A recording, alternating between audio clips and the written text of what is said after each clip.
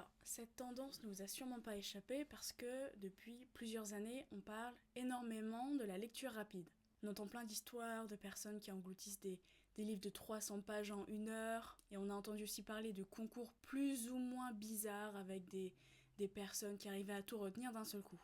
Et donc, comme certains d'entre vous peut-être, j'ai été tentée par l'idée, alors il y a quelques temps, je me suis mise à apprendre les techniques de lecture rapide. Donc j'ai regardé plusieurs vidéos sur le sujet, je me suis notamment inspirée de la vidéo d'Elliott Meunier, et notamment de plusieurs vidéos de Thomas de la chaîne Scriptamanent. Je vous mettrai le lien de ces vidéos en description parce qu'elles sont vraiment très bien. Et donc c'est comme ça que j'ai commencé à apprendre des techniques de lecture rapide pour pouvoir moi aussi me mettre à lire beaucoup de livres et plus rapidement. Alors dans cette vidéo, je vais pas vous apprendre comment pratiquer la lecture rapide, ni en faire la critique ou l'éloge.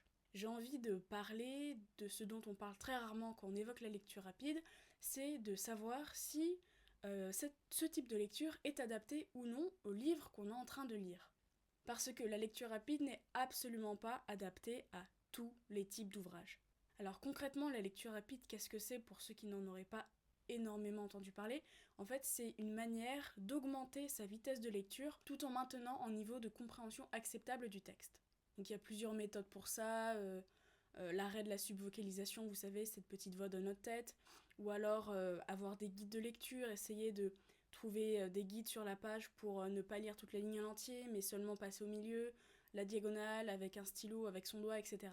Donc comme je vous ai dit, moi j'ai testé ce mode de lecture pour certains livres, mais pas énormément, parce que je me suis rendu compte que même si j'arrivais à lire beaucoup plus vite, et donc beaucoup plus de livres, quoi, à avoir beaucoup plus de textes, et j'y prenais pas énormément de plaisir. J'ai réussi à accumuler plusieurs informations rapidement, mais au final, je me sentais beaucoup plus comme un robot que comme un lecteur.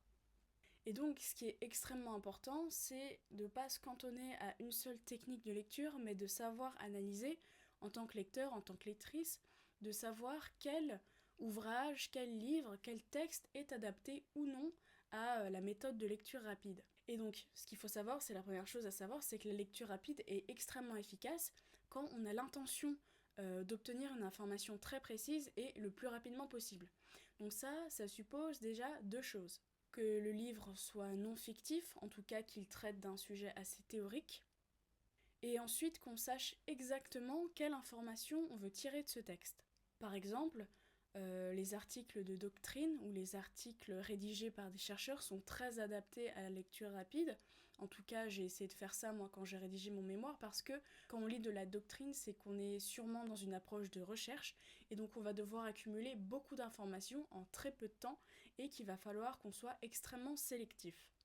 Et aussi les livres comme les Que sais-je, par exemple, ce type de livres-là, sont aussi très adaptés à la lecture rapide. C'est d'ailleurs avec ce livre-là que j'ai commencé à m'entraîner à la lecture rapide, parce qu'ils sont très petits, ils sont très courts, ils font à peu près 120 pages, et ils abordent de manière globale un sujet très précis, de manière introductive. Donc quand on regarde le livre, on se rend compte que ça va pas aller dans les détails, mais on va pouvoir comprendre de manière macrocosmique le sujet qu'on est en train de lire.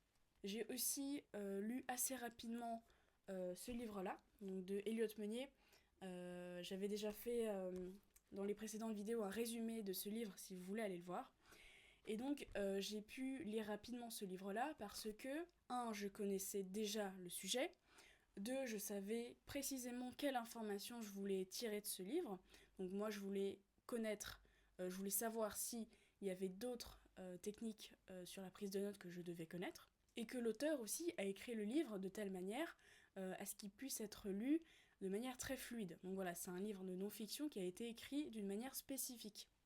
Donc c'est pour ça que j'ai pu lire rapidement ce livre, donc de manière rapide, sans subvocaliser et en passant assez rapidement sur les paragraphes et sur les chapitres. J'ai aussi pu lire rapidement ce livre, donc Deep Work de Cal Newport. Là, c'est une autre raison, pas parce que le livre a été bien écrit ou quoi que ce soit, c'est parce que, en fait, c'est un livre de développement personnel et il est bien, on y apprend des choses vraiment sympas, mais encore une fois, il faut le dire, tous les livres ne se valent pas. Ça, c'était un livre de développement personnel, et il a été écrit de telle manière à donner une information. Ça va pas énormément dans la profondeur, l'auteur écrit très bien, mais c'est un livre avec de l'information plutôt classique, plutôt banale, qui ne demande pas vraiment une réflexion en profondeur. Voilà, on a une introduction, on a le cœur du chapitre, on a la conclusion, et ça peut se faire assez rapidement. Par exemple, dans ce livre, Deep Work, on peut facilement que lire les conclusions des chapitres. Et donc on en revient au point principal, c'est que tous les livres ne sont donc pas adaptés à la lecture rapide. On ne lit pas de la même manière un livre de développement personnel qu'un Balzac ou qu'un Zola, par exemple. On va tomber parfois sur certains romans, sur certains essais philosophiques, sur certains manuels théoriques qui vont nécessiter plus de profondeur, plus de compréhension, une prise de notes. Parfois va même nécessiter qu'on revienne sur des chapitres, qu'on revienne sur des paragraphes, qu'on les analyse, qu'on se pose des questions sur le texte. Et donc avec ce genre d'ouvrage, par exemple si vous lisez de la philosophie, ça va être très compliqué de lire de manière rapide, à moins que vous vouliez complètement squeezer la thèse de l'auteur. L'intérêt de lire de la philosophie, l'intérêt de lire des romans classiques, c'est de prendre du temps, d'analyser les propos de l'auteur et de s'imprégner. Ce qu'on n'a pas avec la lecture rapide, c'est l'imprégnation. On ne s'imprègne pas du texte. On absorbe une information très rapidement, et ça a beaucoup d'avantages, mais on ne s'imprègne pas réellement du texte. Et donc Sonke Arens, qui a écrit donc How to Take Smart Notes, souligne vraiment que c'est très important pour un lecteur de savoir distinguer quel texte doit avoir quelle méthode de lecture. En fait, il ne faut pas se cantonner à une seule méthode de lecture, se dire je vais uniquement faire de la lecture rapide ou je vais uniquement faire de la lecture lente. Il faut savoir adapter son rythme de lecture au texte qu'on a devant nous. Et donc il faut prendre le temps de se demander quel texte j'ai en face de moi pour pouvoir correctement adapter son rythme de lecture. Donc la première chose à faire, c'est d'évaluer le texte qu'on a. Donc ça se fait de deux manières, de manière générale. Donc on a ce que j'ai appris dans les vidéos de Thomas de Scriptamanant, c'est qu'on a l'étape du repérage. Donc ça permet de donner une vision claire du livre, une vision claire du texte qu'on va avoir sous les yeux. On va rapidement repérer ce qui nous intéresse de ce qui ne va pas nous intéresser. Et donc, comment ça se fait cette étape du repérage ? Ça se fait tout simplement en balayant rapidement le livre, en regardant déjà de quoi il s'agit, si c'est un classique, si c'est de la fiction, de la non-fiction, de regarder la 4e de couverture, ensuite de voir s'il y a un sommaire, de regarder comment les textes, le paragraphe est structuré, savoir s'il y a une petite introduction, une petite conclusion, s'il y a des mots en gras, s'il y a des paragraphes mis en avant, etc. Donc de voir comment est structuré le texte.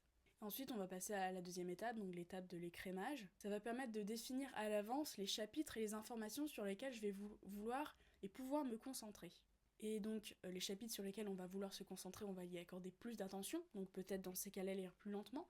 Et les chapitres qui nous intéressent moins, peut-être si on lit un livre sur la géopolitique globale et que la partie sur l'Orient nous intéresse moins, on va peut-être passer plus rapidement sur ces chapitres. Et on va se poser les questions en regardant donc le sommaire et les chapitres, donc sur quoi je veux me concentrer, qu'est-ce que je recherche et qu'est-ce que je veux retenir. Donc en ayant fait ces deux étapes de rencontre du livre, on va se dire ok, c'est un livre théorique, donc je vais le lire de telle manière, plus lentement, plus dans l'introspection, plus dans la prise de notes, c'est un livre philosophique, donc je vais y prendre du temps, ou alors c'est un livre de développement personnel, intéressant, mais je vais pas y passer non plus 15 heures. Donc là, je pourrais accélérer mon rythme de lecture sans sacrifier ma compréhension du texte. Et donc, comme j'en ai parlé dans la précédente vidéo, il faut qu'on brise ce mythe de la productivité ultime, surtout quand il s'agit de lecture. Et il faut aussi remettre en question cette idée de lire toujours plus vite. Parce que lire toujours plus vite, ça signifie pas forcément lire toujours mieux. Et justement, c'est là qu'on remarque un vrai lecteur d'un faux lecteur. Parce que le vrai lecteur sait évaluer un livre et sait adapter son rythme de lecture au texte qui se présente à lui. Il fait attention à ce qu'il y a en face de lui et il ne va pas seulement ouvrir un livre pour consommer de l'information, il va se demander ce qu'il veut en tirer. Quel est l'apport de cette lecture dans ses connaissances ? Alors bien sûr que c'est très stylé de dire à tout le monde de faire une vidéo comme quoi on lit 100 livres par an, 3-4 livres par semaine, mais au-delà de la performance et des apparences, un lecteur cherche avant tout à élargir ses connaissances, à affiner sa compréhension du monde et sa culture. Lisez pour la qualité et non pour la quantité.